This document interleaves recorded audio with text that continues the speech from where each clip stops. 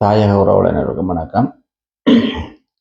இந்த இந்த கணக்காளர் நாயகத்துக்கு ஸ்ரீதரன் அவர்கள் வாக்களித்த தொடர்பான விடயத்தில் ஸ்ரீதரன் இவ்வளவு காலமும் மௌனம் ஆக இருந்து காரியத்தை சாதிக்க வழிகிட்டவர். இப்போது ஊடகத்துக்கு முன்னால ஒரு மறைமுகமான ஒரு நிராகரிப்பை செய்திருக்கிறார். அதுக்கு முதல் இந்த அரசியலமைப்பு பேரவையில் வாக்கெடுப்பு ரகசிய வாக்கெடுப்பாகத்தான் செய்கிறது. அதற்கான காரணம் அந்த வாக்களிக்கிறவர்களின் தனித்துவத்தை பாதுகாக்கிறதுக்காகத்தான்.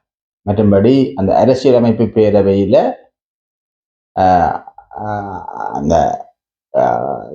இரகசிய வாக்கெடுப்பு அந்த அரசியலமைப்பு பேரவையால் யாருக்கு வாக்களித்தது அல்லது யாருக்கு வாக்களிக்கவில்லை என்பதை அதை வெளிப்படுத்த மாட்டேன். ஆனால் அந்த அரசியலமைப்பு பேரவையால் அந்த அரசியல் அமைப்பு பேரவையில் அங்கத்துவம் வைக்கிற என்ற அந்த நபர்களின் தனித்துவத்தை பாதுகாக்கணும்ன்றதுக்காக அங்கே வாக்களிக்க அந்த யாருக்கு வாக்களிச்சென்ற இல்லை யாருக்கு வாக்களிக்க என்ற அந்த விஷயத்தை அதை வெளிப்படுத்த மாட்டின. அது இவர்கள நன்மை கருதித்தான். ஆனால் இவர்கள் தாங்கள் யாருக்கு வாக்களித்தோம் அல்லது தாங்கள் யாருக்கு வாக்களிக்க இல்லை என்று சொல்றதில்ல. பெரிதளவு அந்த தடை ஒன்றும் அந்த அரசியலமைப்பு பேரவையால் இருப்பதாக எங்களுக்கு தெரிய இல்லை. ஆனால் ஸ்ரீதரன் என்ன செய்கிறாருன்னா அதை ஒரு காப்பாக தனக்கு பயன்படுத்துகிறார். இங்கே அந்த ஸ்ரீதரன் ரெட்ட வேடம், அந்த நடித்தனமான மூளை, இதெல்லாத்தையும் நீங்கள் இங்கே தான் பார்க்கணும். இவ்வளவு காலமும் இப்போ கிட்டத்தட்ட ஒரு நியாயமான காலம் இந்த அரசியலமைப்பு பேரவையில் இவர் இராணுவத்துக்கு இராணுவ ஒரு அதிகாரி ஒரு ஆளை கணக்காளர் நாயகத்துக்கு வாக்களித்ததில் இவர் அதுக்கு ஆதரவாக வாக்களிச்சு அரசாங்கம் கொண்டு அந்த பேரணிக்கு அந்த நபரை ஆதரவாக வாக்களித்து அதை தோத்து போனாலே இவர் ஆதரவாக வாக்களிச்சிருக்கிறார் என்ற விடயம் நீண்ட காலம். ஆனால் நீண்ட காலமாக மிகவும் கமுக்கமாக இருந்த ஸ்ரீதரன் இப்போது நெடித்தனமாக தன்னுடைய ஒரு ஊடக சந்திப்பை செய்திருக்கிறார். அதுக்கு முதல் வெளியில கொண்டு வந்தது இந்த லங்காஸ்ரீ. உங்களுக்கு தெரியும், லங்காஸ்ரீல அல்லது ஐபிசியில அது குறிப்பா ஸ்ரீதரனுக்கு ஆதரவாகத்தான் அந்த வானொலிகள் ஒலிபரப்ப செய்யும். அதிலேயும் தமிழரசு ரெண்டு ஒரு ஆள் ஊடகங்கள்ல ஊடக நெறியாள்கையாளராக வருவார். அவர் பெரும்பாலும் செய்கிற நிகழ்ச்சிகள் ஒரு பருவதியான நிகழ்ச்சிகளாக இருந்தாலும் சில இடங்கள்ல சில்லறத்தனமான கதைகளும் கதைப்பார். குறிப்பா அவர் ஸ்ரீதரனுக்கு ஆதரவாகத்தான் கதைப்பார். அதாலதான் அவர் ஸ்ரீதரனுக்கு ஆதரவாக இருக்கிறதாலதான் அவர் சுமந்திரனை கடுமையாக ஒரு விமர்சிக்கிற போக்கையும் கடைப்பிடிக்கிறவர். உண்மையில சுமந்திரன் தமிழ் தேசிய விரோத போக்கை கடைப்பிடிக்கிறார், விமர்சிக்கப்பட வேண்டியவர், அதில் மாற்று கருத்து இல்லை. ஆனால் இந்த தமிழரசும் அல்ல தமிழரசர் போன்ற ஏனைய நபர்களும் சுமந்திரனை எதிர்க்கிறது தமிழ் மக்களின் நலனுக்காகவா அல்லது ஸ்ரீதரனை ஆதரிப்பதற்காகவா அல்ல ஸ்ரீதரன் ஆதரவாளர்களாக இருப்பதற்காகவா என்ற கேள்வி என்ற போது ஸ்ரீதரன் ஆதரவாளர்கள் என்ற முறையில சுமந்திரனை எதிர்ப்பது என்பது ஏற்றுக்கொள்ள முடியாத ஒரு விஷயம். அப்ப லங்காஸ்ரீல அல்லது ஐபிசியில ரெண்டில் ஏதோ ஒரு வானிலையில் இந்த தமிழரசு என்றவர் என்ன சொல்றாருன்னா, ஸ்ரீதரன் அரசியலமைப்பு பேரவையில அந்த இராணுவ அதிகாரிக்கு ஆதரவா வாக்களிச்சாரா அல்லது எதிராக வாக்களிச்சாரா என்றத மக்கள் மத்தியில தெளிவுபடுத்த முடியாத நிலையில இருக்கிறார். ஏனென்றா அப்படி அவர் தெளிவுபடுத்தினார்ன்றா அவர் அரசியலமைப்பு பேரவையின் அந்த ஒழுங்கு விதிகளுக்கு மீறி செய்வதாக அமைந்துவிடும். ஆகவே அதை செய்ய முடியாத ஒரு திரிசங்கட நிலையில ஸ்ரீதரன் இருக்கிறார். ஆனால் ஸ்ரீதரன் அவர்கள மறைமுகமா அவர்கள் சொல்ற அந்த கருத்தின்படி ஸ்ரீதரன் இராணுவ அதிகாரிக்கு ஆதரவா வாக்களிக்கவில்லை என்பதை மறைமுகமா சொல்கிறார்கள், நேரடியா சொல்லவில்லை. நேரடியா சொல்லாமல் மறைமுகமாக ஸ்ரீதரனுக்கு ஆதரவான ஒரு ஒரு ஒரு ஒரு ஒரு நிகழ்ச்சியை அல்ல ஒரு நிகழ்ச்சியில இந்த தமிழரசு என்றவர் தன்னுடைய அந்த வெளிப்பாட்டை கொண்டு வந்திருந்தார். அதற்கு பிறகு ஸ்ரீதரன் ஒரு ஊடகத்துல தோன்றி ஸ்ரீதரன் என்ன சொல்றார் என்று சொன்னா, அரசியலமைப்பு பேரவையில தான் இராணுவ அதிகாரிக்கு ஆதரவா வாக்களிச்சனா அல்லது எதிராக வாக்களிச்சனான்றதை நான் சொல்ல வேண்டிய தேவையில்லை, அது அப்படி ஒரு விஷயம் இல்லை. ஆனால் நான் தமிழ் மக்களின் அந்த எதிர்பார்ப்புக்கு மாறாக நான் செயல்பட மாட்டேன் என்ற மாதிரி அவர் தான் இராணுவ அதிகாரிக்கு வாக்களிக்கவில்லை என்ற முறையில ஒரு மறைமுகமான கருத்தை சொன்னாலும் நேரடியாக தான் இராணுவ அதிகாரிக்கு ஆதரவாக வாக்களிக்கவில்லை என்றோ அல்ல இராணுவ அதிகாரிக்கு ஆதரவாகத்தான் வாக்களிச்சேன் என்றோ அதை சொல்லு. அப்ப இப்படி ஒரு விஷயத்தை அவர் செய்கிறதன் மூலம் அவர் ஒரு நெறித்தனமாக இந்த ஊடக நேர்காணலில் இருந்து தப்பிக்கொள்ள பார்க்கிறார். இப்ப அந்த விடயத்துல தான் நாங்கள் திருப்பி சொல்ல வர்றோம். இந்த அரசியலமைப்பு பேரவையில இரகசிய வாக்கெடுப்பு நடத்துவதற்கான காரணம் அங்க அரசியலமைப்பு பேரவையில் இருக்கிற உறுப்பினர்கள நலன் கருதியை ஒழிய அரசியலமைப்பு பேரவையின் நலன் கருதி இல்லை. அதான் வலுவா புரிஞ்சு கொள்வோம். அப்ப ஸ்ரீதரன் என்ன செய்கிறாருன்னு சொன்னா, அந்த அரசியலமைப்பு பேரவையில இவர்கள நலன் கருதி மேற்கொள்ளப்படுற அந்த இரகசிய வாக்கெடுப்பு ஏதோ தங்களின் நலனுக்காக இல்லை, அரசியலமைப்பு பேரவையின் விதிமுறை அதுதான். அது அந்த விதிமுறையை மீறி வாக்களிச்சு போட்டு நாங்கள் யாருக்கு வாக்களிச்சோம் அல்ல யாருக்கு வாக்களிக்கல என்பதை வெளிப்படுத்தலான்ற மாதிரி சொல்லி அந்த இன்டர்வியூல தப்பிக்கொள்ள பார்க்கிறேன். அப்ப இதுதான் இந்த ஸ்ரீதரன் தந்திரமான ஊடகங்களை எதிர்கொள்ளும் முறை. அப்ப ஸ்ரீதரன் உண்மையானவர் என்றா இந்த அரசியலமைப்பு பேரவையில் இந்த இராணுவ அதிகாரிக்கு ஆதரவாக இவர் வாக்களித்து விட்டார் என்ற அந்த கருத்து பேச்சுரையாடல் தொடங்கிய போது நேரடியாக ஊடகத்தில் தோன்றி தெளிவாக அதற்கான விளக்கத்தை கொடுத்திருப்போம். அப்ப அந்த விளக்கத்தை கொடுக்காமல் விட்டு மெதுவாக இருந்து கொஞ்ச காலத்தை கழிச்சு பிறகும் நல்ல தந்திரமா யோசிச்சு இதுக்கு என்ன பதில் சொல்லலாம்ன்றதை யோசிச்சு இவர் இப்ப இப்படியான ஒரு தந்திரமான பதில் சொல்லியிருக்கிறார். ஆனா இவர் கஜேந்திரகுமாருக்கு இந்த விஷயத்தை ஏற்றுக்கொண்டிருக்காராம் என்ற கருத்துப்படத்தான் கஜேந்திரகுமார் தெளிவா சொல்றார். அப்ப இவர் அரசியலமைப்பு பேரவையில இராணுவ அதிகாரிக்கு ஆதரவா வாக்களித்திருந்தா அது பிழை. நான் இராணுவ அதிகாரிக்கு ஆதரவா வாக்களிச்சேன் சொன்னா அது தமிழ் மக்களால பிழையாக பார்க்கப்படும். அதே நேரத்தில் நான் இராணுவ அதிகாரிக்கு ஆதரவா வாக்களிக்க இல்லை என்று சொல்லி ஒரு பொய்யை சொன்னா அது ஏதோ ஒரு விதமாக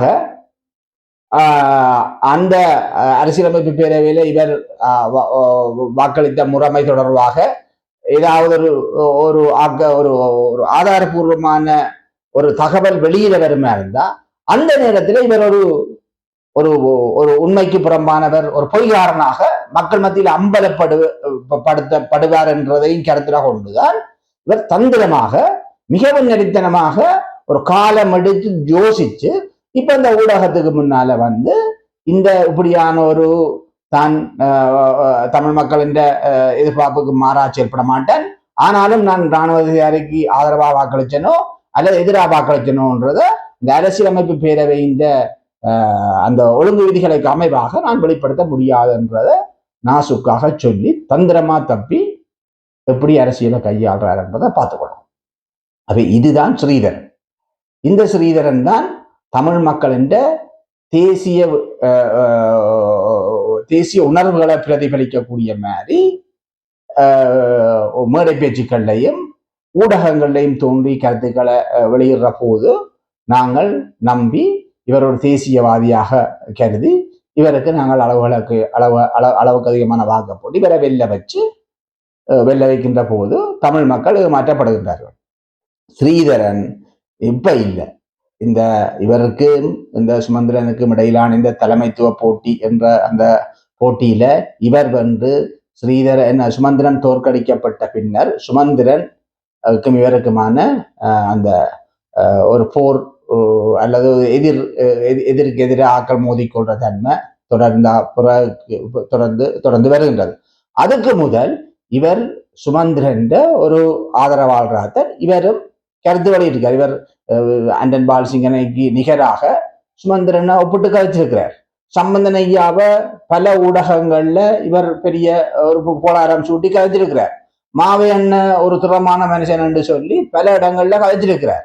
ஆகவே இந்த கட்சி இந்த 2009 ஆண்டுக்கு பிறகு 2009 ஆண்டு எங்களுடைய அழிவுக்கும் காரணமாக இருந்தது இந்த சம்பந்தன் அண்ட் கொம்பனி தான், இந்த தமிழ் தேசிய கூட்டமைப்பு தான். இந்த ஸ்ரீதரன் அந்த காலத்துல தமிழ் தேசிய கூட்டமைப்புக்கு இல்லாட்டியும் பிற்பட்ட காலங்கள்ல அந்த தமிழ் தேசிய கூட்டமைப்புக்கு போயிருந்து செயல்படுகின்ற போது இவர் பல விடயங்களை அறிந்திருப்பார்.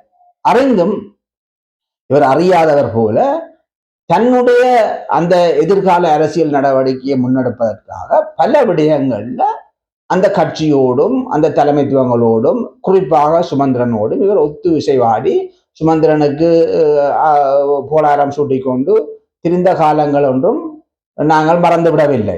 இப்போது இவருக்கு தலைமைத்துவ பிரச்சனை என்று வந்தா பிறகு கூட சுமந்திரனை எதிர்த்து கதைக்க முடியாத அளவுக்கு தான் இந்த ஸ்ரீதரன் இருந்தவர். ஆனால் ஒரு கட்டத்துக்கு மேல நிலைமை மோசமா போயிருக்கதான் சுமந்திரன் மீது ஸ்ரீதரன் கடுமையான ஒரு தொடிப்பட கதைக்க ஆரம்பிச்சிருக்க. ஆனால் இவர் இப்பையும் நினைக்கிறார் என்னன்னு சொன்னா, தமிழரசு கட்சியிலே இருந்து வெளியில வந்தா தண்ட வாக்கு வங்கி உடைஞ்சிடும். அதே தான் எப்படியாவது தமிழரசு கட்சிக்கு இருக்கிறதா தன்னுடைய எதிர்கால அரசியலுக்கு நல்லம் என்று சொல்லி ஏன்னா இவர் ஒன்றை பார்க்கிறார். தான் இப்போ பாராளுமன்ற உறுப்பினராக இருக்கிறேன், இந்த பாராளுமன்ற உறுப்பினராக இருக்கணும் என்று சொன்னா குறைஞ்சபட்சம் தான் தமிழரசு கட்சியின் ஒரு உறுப்பினராக இருந்தா தான் இந்த வாக்கு வங்கியை தக்க வச்சு கொள்ளலாம். என்று சொன்னா இவருக்கு அளிக்கிற வாக்குகள் இவருக்கானது என்றதுக்கு அப்பால அது கட்சிக்கானதுதான். கட்சிய அடித்தளவித்தான் இவர்களுக்கான வாக்கு வருது. அவ இவர்கள் இந்த கட்சியிலிருந்து வெளியில வருவார்கள் என்றால் இந்த கட்சிக்குரிய வாக்கு அந்த கட்சியின் அடித்தளவி வர்ற வாக்குகள் இவர்களுக்கு இல்லாம போது இவர் அந்த தொடர்ச்சியா பாராளுமன்ற உறுப்பினருமே பெற இயலாது என்ற ஒரு தந்திரமான சிந்தனை பாங்கிறதான் இவர் அந்த இத்தனை மோசமான இவருக்கு எதிரான நடவடிக்கையை செய்கின்ற போதும் இவர் தான் அந்த கட்சியின் அடிப்படை உறுப்பினரிலிருந்து வழங்க மாட்டேன், தனக்கு தேசிய தலைவர் காட்டின கட்சி அப்படி இப்படி என்று ஏதோ ஒரு விதத்தில் அந்த கட்சிக்கு இருக்கிற அந்த தன்னை போக்கை நியாயப்படுத்தி கொண்டு தொடர்ச்சி அந்த கட்சிக்கு இருக்கணும் என்று விரும்புகிறேன். ஆனால் இவர் கட்சிக்கு இருந்தாலும் எங்களை பொறுத்தவரை இல்லை, இனி வரும் காலங்களில் இவருக்கான வாக்கு வங்கி சரிவு நிலைக்கு வந்துட்டது. ஏனென்று சொன்னா இவர் இப்ப அண்மை காலங்களில் இவர் பலத்த விமர்சனங்களுக்கு உட்படுத்தப்படுற ஒரு ஆளா இருக்கிறார்.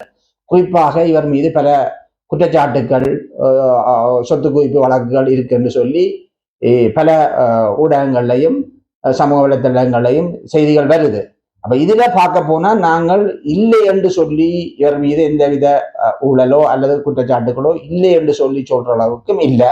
ஆனால் சில குற்றச்சாட்டுக்கள் அபரீதமாக இவருடைய ஏனைய ஏற்கக்கூடிய குற்றச்சாட்டுக்களையும் மக்கள் நிராகரிக்கக்கூடிய அளவில் ஒரு அளவுக்கு அதிகமாக பிரிப்பித்து காட்டப்படுற சில குற்றச்சாட்டுகளும் இருக்குது. உதாரணமாக இவருக்கு இந்த காணி விஷயத்துல ஆயிரக்கணக்கான ஏக்கர் காணி இவர்கிட்ட இருக்குன்ற மாதிரி சொல்ற போது அது சாதாரணமா எல்லாருக்கும் தெரியும். அவ்வளவு ஒரு ஆயிரக்கணக்கான ஏக்கர் காணியை இவர் வச்சிருக்க இயலாதுன்றது சாதாரணமா தெரியும். அப்ப இந்த குற்றச்சாட்டு பொய்யன்றது அது குழந்தை பிள்ளையும் ஊகிச்சறியக்கூடிய விஷயம். ஆனால் இந்த விஷயம் பொய்மை என்று பார்க்கின்ற போது ஏனைய விடயங்களும் ஸ்ரீதரன் மீது இவ்வாறுதான் குற்றச்சாட்டு வைக்கப்படுது. இந்த ஆயிரக்கணக்கான ஏக்கர் காணி வச்சிருக்கிற என்ற விஷயம் சும்மா குழந்தை பிள்ளைக்கு எதிரியும் பொய் என்று. அப்ப இப்படியான ஒரு குற்றச்சாட்டை திட்டமிட்டு ஸ்ரீதரனை பிடிக்காதவர்களால உருவாக்கப்பட்டு வைக்கப்பட்ட போலவே ஸ்ரீதரனிடம் இருக்கிற அந்த சின்ன சின்ன குற்றச்சாட்டுகளும் உண்மையான குற்றச்சாட்டுகளும் அது பொய் என்று சொல்லி எடுத்தெழுப்ப நிராகரிச்சு போட்டு போகக்கூடிய ஒரு பக்கம் இருக்குது. ஆனால் இந்த சின்ன சின்ன குற்றச்சாட்டுகள் என்று சொல்லப்படுற அந்த ஓரளவுக்கு அதிகமான குற்றச்சாட்டுகள் உண்மையானதா இருக்கின்ற போது இவர்களால, இவற்றை ஆதரவாளர்களால அல்ல இவராலேயே இப்படியான அளவுக்கு மிஞ்சிய ஒரு கற்பனை வடிவில சுகாதாரங்களும் அப்படி இருக்காது என்று நிராகரிக்கக்கூடிய சில குற்றச்சாட்டுகளை இவருக்கு எதிராக வைக்கின்ற போது இவர்கிட்ட இருக்கிற அந்த ஒரு நடுநிலையான அல்ல ஏற்கக்கூடிய குற்றச்சாட்டுகளும் இந்த குற்றச்சாட்டை நம்பாமல் பண்ணுவதன் மூலம் மற்ற குற்றச்சாட்டுகளை மக்கள் நம்பாமல் பெறுற ஒரு தந்திரமான ஒரு பொறிமுறைக்கு ஒரு சூழ்ச்சி நடவடிக்கை காரணமாக தான் இந்த அளவுக்கு அதிகமான சில விஷயங்களை அவர் மீது வைக்கப்படுது. இது அவற்றை ஆதரவாளர்களால அல்லது அவரால திட்டமிட்டு பரப்பப்படுற ஒரு விஷயமாக இருக்கிறது. மறுபடி இவர் சில விஷயங்கள்ல கடுமையான ஒரு தன்னை பெருமைப்படுத்தி கொள்ளுகின்ற விஷயம், தான் பதவிக்கு ஆசைப்பட்டவன் அல்ல, தான் தமிழ் நல்ல தேசிய தலைவர் காட்டின கட்சி என்றதால தான் அந்த கட்சிக்கு இருக்கிறேன், தான் தமிழ்ல தேசிய தலைவரால வளர்க்கப்பட்ட ஒரு ஆள், இந்த போராட்டத்தின் வழிகளை பார்த்து வளர்ந்த ஒரு ஆள் என்ற மாதிரி தன்னை ஒரு போராட்டத்தின் ஒரு அபிமானியாகவும் அந்த போராட்டத்தின் மானசீகமாக ஏற்று நடந்த ஒரு ஆளாகவும் காட்டி தன்னை புனிதப்படுத்துகின்ற ஒரு செயல்பாட்டை ஸ்ரீதரன் தொடர்ச்சியா செய்து வருவார். அந்த அடிப்படையில ஸ்ரீதரன் விடயங்களை பார்ப்போமா இருந்து சொன்னா, ஸ்ரீதரன் பல ஊடக சந்திப்புகளில் இந்த விடயங்களை தான் சுட்டி காட்டுறார். தான் ஆகவே அந்த விஷயங்களை மக்கள் மத்தியில ஏற்றுக்கொள்ள வைப்பதன் மூலம் தான் ஒரு நியாயமான மனிதன், தமிழ் மக்களின் தேசிய உரிமைக்காக போராடுகின்ற ஒரு யதார்த்தமான மனிதன் தான் என்ற மாதிரியும், ஏனையவர்கள் பொய் என்ற மாதிரியான ஒரு ஒரு பிரசார நடவடிக்கையை செய்கின்றார். இந்த வகையில பார்த்தால் எங்களை பொறுத்தவரையில சுமந்திரனுக்கும் ஸ்ரீதரனுக்கும் ஒரே ஒரு வித்தியாசம் தான் இருக்கு ஒழிய மற்றபடி ரெண்டு பேரும் நல்ல நண்பர்களாக ஒரே தன்மை உள்ளவர்களாகத்தான் பார்க்க முடியுது. சுமந்திரனை பொறுத்தவரை சுமந்திரன் வெளிப்படையான ஒரு துரோகங்களை செய்யக்கூடியவர். அது ஆரம்பத்தில இருந்தே அவர் ஒரு தமிழ் தேசிய விரோத போக்க, தமிழ் தேசிய நீக்கத்தை கருத்துல கொண்டு மேற்குலகங்கள்ட இருந்து மேற்குலகங்கள் எதிர்பார்க்கக்கூடிய விடயங்களை நடைமுறைப்படுத்தி கொடுக்கின்ற தமிழ் மக்கள் மத்தியில் அதை ஏற்றுக்கொள்ள வைக்கப்படுகின்ற ஒரு தந்திரமான சூழ்ச்சிகரமான நடவடிக்கையைத்தான் சுமந்திரன் மேற்கொண்டு வந்தவர். ஸ்ரீதரன் தனியார் தேசியவாதியாக காட்டிக்கொண்டு ஏனைய சுமந்திரன் கிட்டத்தட்ட சுமந்திரன் செய்கிற அதே வேலையை ஸ்ரீதரனும் செய்து கொண்டார். அவை சுமந்திரனுக்கும் ஸ்ரீதரனுக்கும் ஒரு பெரிய வித்தியாசம் இல்லை. ரெண்டு பேரும் சிறந்த நண்பர்கள். அவர்களுக்கு இந்த தலைமைத்துவ போட்டி வரும் வரைக்கும் அவர்கள் சிறந்த நண்பர்கள். அதற்காக இவரும் இவருக்காக அவரும் நல்லா ஒத்தி செஞ்சு ஒத்த உணர்வோட திரிந்தவர்கள் தான் ரெண்டு பேரும். ஆனால் இவர்களுக்கு எப்ப தலைமைத்துவ போட்டி வந்ததோ அன்றைக்கு பிரிந்து அதுக்கு பிறகான இடைவெளி காரணமாக தான் இவர்களுக்கு இடையில இடைவெளி ஏற்பட்டதை ஒழிய மற்றபடி ரெண்டு பேரும் ஒரே விஷயங்களைத்தான் செய்து கொண்டிருக்கிறோம். இப்ப சுமந்திரனை பொறுத்தவரையில சுமந்திரன் பல விஷயங்கள்ல அது தில்லுமுள்ளுத்தனமாக தான் அவர் வேலையை செய்து கொண்டு போறார். உண்மையில தலைமைத்துவ போட்டியில ஸ்ரீதரன் வென்ற பின்பு அந்த தலைமைத்துவத்தை கொண்ட நீதிமன்றத்துல சவாலுக்கு உட்படுத்தி ஸ்ரீதரன் இடைக்கால தடை உத்தரவை பிறப்பித்து வச்சுக்கொண்டு தான் தன்னுடைய காரியங்களை நாசுக்காக செய்து கொண்டிருக்கிறார். அது மாவை சேனாதிராஜா ஐயாண்ட இறப்பும் அந்த இடத்துல வந்ததால ஒரு பதில் தலைவராக இருந்தவரை தலைமைத்துவ நடப்பு காலத்தின் தலைவராக கொண்டு வந்து நியமித்தார். அதுக்கு பிறகு பொதுச் செயலராக இருந்த சத்தியலிங்கம் அவர்களை ராஜினாமா செய்ய பண்ணி தான் அந்த அடுத்த நிலையில் இருந்த பதில் செயலராக இருந்தவர் தலைமைத்துவத்தை பதில் செயலராக கடமையை நடப்பு காலத்தில் அந்த நிர்வாகங்களை கவனிக்கக்கூடிய முறையை கொண்டு வந்தார். அப்ப அதுக்கு பிறகு ஸ்ரீதரனை அரசியலமைப்பு பேரவையில இராணுவ அதிகாரிக்கு ஆதரவா வாக்களிச்சுன்றத காரணம் காட்டி அரசியலமைப்பு இவேண்ட அரசியல் குழுவில ஸ்ரீதரனை அரசியலமைப்பு பேரவையிலிருந்து ராஜினாமா செய்ய சொல்லி அதை ஸ்ரீதரன் ஏற்றுக்கொள்ளாத பட்சத்தில் தாங்கள் அந்த பாராளுமன்ற குழுக்களின் தலைவராயிருந்து அவரை நீக்கிறோம். ஏனென்றால் அவர் அமைப்பின் கட்சியின் கட்டுப்பாட்டை மீறி செயல்படுறார் என்று சொல்லிக்கொண்டு அவரை அரசியலமைப்பு குழுவில் அந்த தலைமைத்துவத்தின் நீக்கி போட்டு சாணக்கியனை நியமிக்கிறது. உண்மையில சுமந்திரன் என்ன செய்தா இவருக்கு ஒரு நீதிமன்ற இடைக்கால தடை உத்தரவை பெற்று வச்சுக்கொண்டு ஸ்ரீதரன் செயல்படுற அளவுக்கு வச்சுக்கொண்டு தான் தன்னுடைய அந்த இடைக்காலங்கள்ல இந்த கட்சியை ஒரு தண்ட கொன்றோடும். அது அந்த காலங்கள்ல நீக்க வேண்டிய ஆக்களை நீக்கி ஒழுக்காட்டு நடவடிக்கை எடுக்க வேண்டிய ஒழுக்காட்டு நடவடிக்கை எடுத்து தனக்கு சாதகமான முறையில் அந்த கட்சியை புனரமைச்சு வச்சுக்கொண்டு பிறகு இந்த நீதிமன்ற தீர்ப்பு வந்தாலும் அதுல ஸ்ரீதரனால ஒன்றும் செய்ய இல்லாம போயிடும். உண்மையிலேயே ஸ்ரீதரனை எப்படி நாங்கள் பார்ப்போம்னா ஸ்ரீதரனை பொறுத்தவரை ஸ்ரீதரனும் ஒரு விஷச்செடி தான். அதுல எந்த ஒரு மாற்று கருத்தும் இல்லை. ஸ்ரீதரனும் ஒரு ஒரு நச்சு விதை தான்.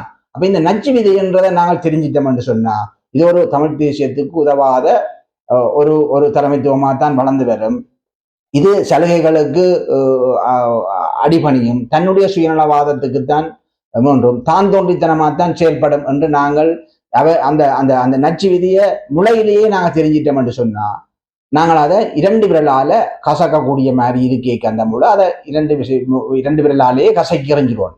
இதை நாங்கள் வளர விட்டு பெருவிருச்சமான பிறகு கத்தி கோடாலி ஏனைய இயந்திரங்களை கொண்டு வந்து அகற்றுன்றது அது பெரிய விஷயம். அப்படி அது அகற்றுற போது அந்த அந்த சுற்றுவட்டாரங்களில் உள்ள ஏனைய அந்த செடிகளுக்கும் மரங்களுக்கும் அது உண்டாகும். ஆக இவர் ஒரு பெரிய ஒரு தலைமைத்துவத்துக்கு வளர்ந்த பின்பு இவரை எங்களால எதுவுமே செய்ய இல்லாம இருக்கும். அதே நேரத்துல நாங்கள் அப்படி இவர் அகற்ற விழிக்கணும்னா அந்த நேரத்துல எங்களுடைய இனம்ன்றது ஒரு பெரிய பின்னடைவை சந்திச்சு கொண்டுதான் பேர். அவை பிள்ளை என்று சொன்னா நாங்கள் அதை முளையிலேயே கிள்ளி எறியணும் என்ற நிலையில இப்போது சுமந்திரன் பிள்ளை என்றாலும் சுமந்திரன் ஒரு வகையில இனத்துக்கு நல்ல செயலை செய்கின்றார். சுமந்திரன் ஒரு இனத்துக்கு பிள்ளையான ஒரு துரோகி என்பதில் எந்தவித மாற்று கருத்தும் இல்லை. ஆனால் துரோகியா இருந்தாலும் கூட இன்னொரு தானம் ஒரு விசைச்செடி தன்னை போன்ற இன்னொரு விசைச்செடியை வளர விடாமல் பார்ப்பதிலும் அவர் ஒரு வகையில எங்களுக்கு நல்ல விஷயத்தை செய்கிறார் என்றதுதான் எங்களுடைய பார்வையாக இருக்கின்றது. இல்லை என்று சொன்னா ஸ்ரீதரன்ன்றது ஒரு ஒரு மிலேச்சத்தனமான ஒரு ஒரு ஒரு ஒரு ஒரு அடங்காத ஒரு ஒரு ஒரு குணம் படைத்த ஒரு தலைவராகத்தான் வளர்ந்து வருவார்.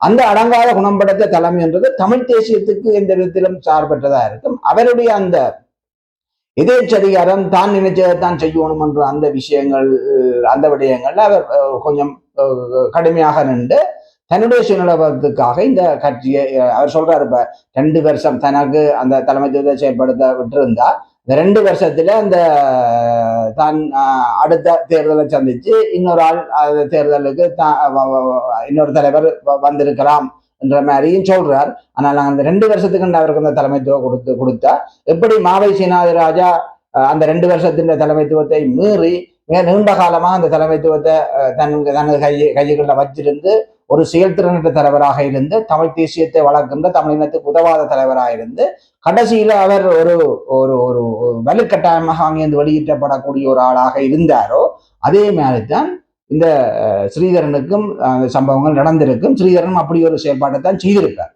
ஆகவே ஸ்ரீதரன் தமிழ் தேசியத்தை தமிழரசு கட்சியின் தலைமைத்துவத்துக்கு வராதது ஒன்றும் தமிழ் மக்களுக்கு பெரிய பாரதூரமான விடயம் இல்லை. அது ஒரு வகையில நல்ல விஷயம் தான். என்று சொன்னால் ஸ்ரீதரன் கிளிநொச்சியில எத்தனை தாண்டவம் ஆடுகின்றார் என்பது எங்களுக்கு நன்றாக தெரியும்.